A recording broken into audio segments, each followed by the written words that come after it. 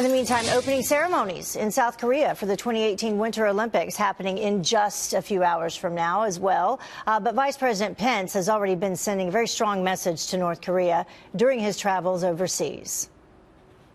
We will not allow North Korean propaganda to hijack the message and imagery of the Olympic Games.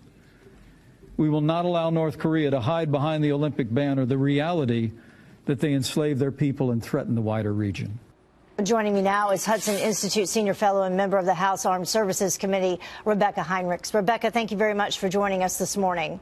Good morning. So let's begin there with what the Vice President had to say. What do you think? You know, I think it's incredibly important that the United States sends a strong message that we're not buying the propaganda that North Korea is peddling, that the North Koreans cannot, again, like the Vice President said, hide behind the Olympic banner. It is a terrorist regime. It is building illicit nuclear weapons, missiles that can reach the United States. And so, we got to stay focused on what the problem is with the North Koreans. And even though the South Koreans are so desperate for some diplomatic breakthrough, the United States isn't buying it. It might have worked with the Obama administration, might have worked with the Clinton administration and other previous administrations. It's not going to work with this one. Yeah, we knew that South Korea, their new leader, was going to come in, and this was something that he was in favor of. What do they call it? Sunshine policy, I think, is what it was referred to. But then you hear China sending 300,000 troops to the border, so they have a different take on what's going on.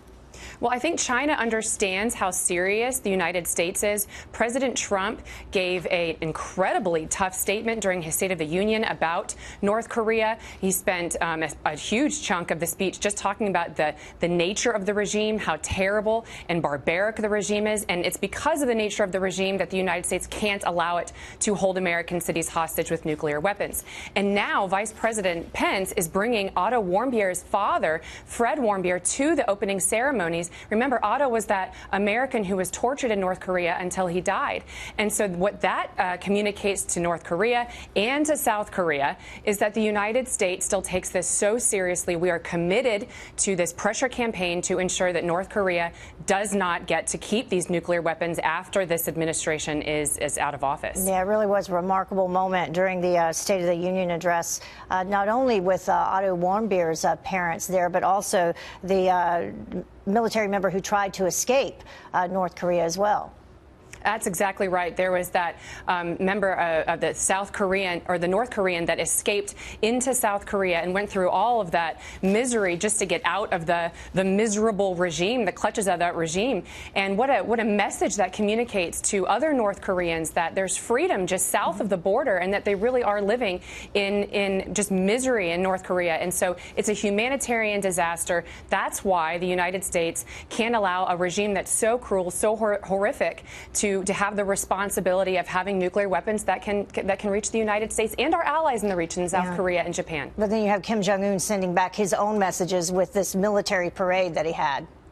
Yeah, he had this military parade. It was a little bit more subdued than I was anticipating, but he did have these giant intercontinental ballistic missiles that they paraded. And remember, these are the missiles that can carry nuclear weapons to the United States. So he's communicating, and they moved this parade. This parade wasn't supposed to happen the day before the Olympics, but they did that to communicate that, it's a charm offensive. They're trying to manipulate the situation by participating in the Olympics. But clearly, this is not a regime that's interested in negotiating its nuclear weapons program. A charm offensive. I like that. Rebecca Heinrichs joining us live this morning with her insight. Always knows what's going on. Thank you very much. Thanks, Heather.